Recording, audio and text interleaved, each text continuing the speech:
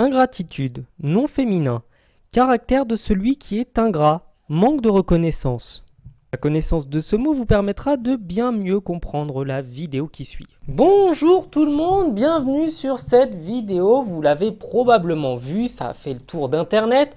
Jean-Michel Aulas a annoncé officiellement qu'il quittait son poste de président de l'Olympique Lyonnais, un poste qu'il avait pris il y a de ça 36 ans. Et pour ceux qui ne connaissent pas Jean-Michel Aulas, j'avais d'ailleurs fait une vidéo sur sa vie que je vous invite à aller voir. Elle sera sûrement là-haut, hein. Il y aura une petite annonce qui s'affichera. Mais aujourd'hui, on ne parle pas de Jean-Michel Aulas, mais bien d'Hatem Ben Arfa. Et par ailleurs, Hatem Ben Arfa, il y a une vidéo où je parlerai uniquement de lui et de toutes les fois où il a foutu sa carrière en l'air. Vous allez voir, il y a énormément de choses à dire. Bref, avec l'annonce du départ officiel de Jean-Michel Aulas, forcément c'est tout le monde du football qui lui a rendu hommage. Absolument tout le monde a salué le fait qu'il ait pris un petit club pour en faire un mastodonte français et un énorme club européen.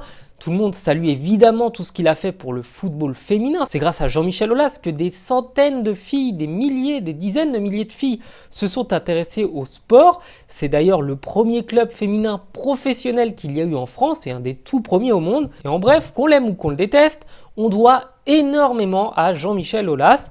Et c'était naturel que tout le sport, tout le monde du football français parle de lui. Sauf un certain Hatem Ben Arfa qui y est allé de son commentaire. Et je pense que vous avez tous vu cette story sur Instagram, donc je vous la remettrai, où il nous dit « Tu ne vas pas manquer au football, au revoir ». Donc évidemment, la première réaction que j'ai eue, c'est que j'ai rigolé, parce que sur le coup, c'est vrai que c'est super marrant. On voit tout le monde qui rend hommage à quelqu'un, tout le monde qui félicite, qui salue, qui remercie une personne. Et il y a Hatem Ben Arfa, à contre-courant, qui y va et qui lâche un tacle par derrière en pleine gorge, les deux pieds décollés. C'est un tacle magistral sur Jean-Michel Aulas parce qu'évidemment, il y a des gens qui l'ont vraiment apprécié. Et évidemment, il y a énormément de gens surtout qui ont été bien hypocrites parce qu'on va pas se mentir. Jean-Michel Aulas, il avait des côtés un petit peu agaçants, et puis de toutes les qualités qu'il a en tant que président de club. Ça, je suis obligé de reconnaître que c'est un immense président et que sans lui, le football français, il serait dans un état encore pire que ça. Il y aurait probablement peut-être même pas eu de PSG en fait, parce que personne n'aurait eu l'envie, l'idée d'investir dans un championnat aussi faible, alors que ce championnat a quand même pris de la lumière grâce à Jean-Michel Aulas. Et évidemment, il y a aussi cette deuxième réaction que j'ai eue, c'est la vache, qu'est-ce qu'il est ingrat. Et comme vous l'avez vu en début de vidéo, je trouve qu'Hatem, il est quand même vachement ingrat par rapport à Jean-Michel Aulas, parce qu'évidemment, Jean-Michel Aulas est celui qui a fait signer Hatem Ben Arfa la première fois dans le monde professionnel. Il avait 15 ans, et même si beaucoup de clubs étaient venus le draguer, c'est quand même Jean-Michel Aulas qui a proposé à la signature 150 000 € pour s'offrir les services d'un jeune joueur qui avait tout juste 15 ans, qui n'avait rien prouvé du tout. C'est toujours Jean-Michel Aulas qui a fait confiance au joueur, qui a insisté pour qu'il puisse avoir une place à l'OL, pour qu'il puisse jouer. C'est Jean-Michel Aulas aussi qui avait tout fait pour le garder, pour que Hatem puisse encore grandir, puisse encore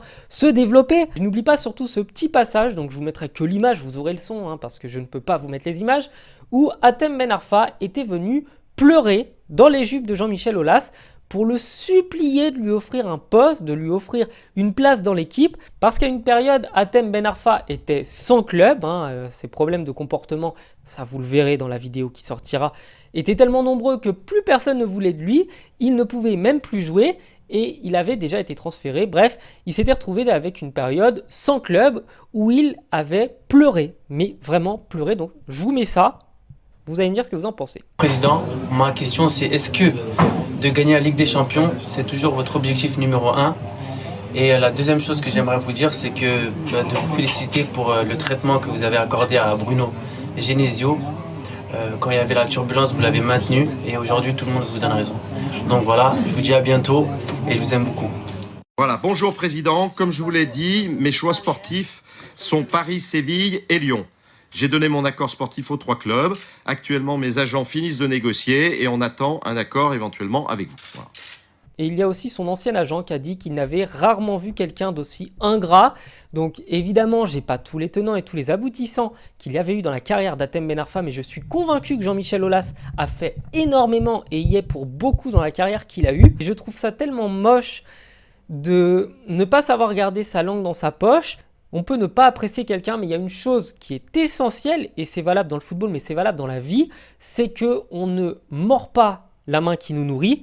Et l'autre expression, c'est qu'on ne crache pas dans la soupe, parce qu'Hatem Ben Arfa a été bien content d'avoir un palmarès grand comme ça, grâce à l'Olympique Lyonnais qui remportait tout sur son passage.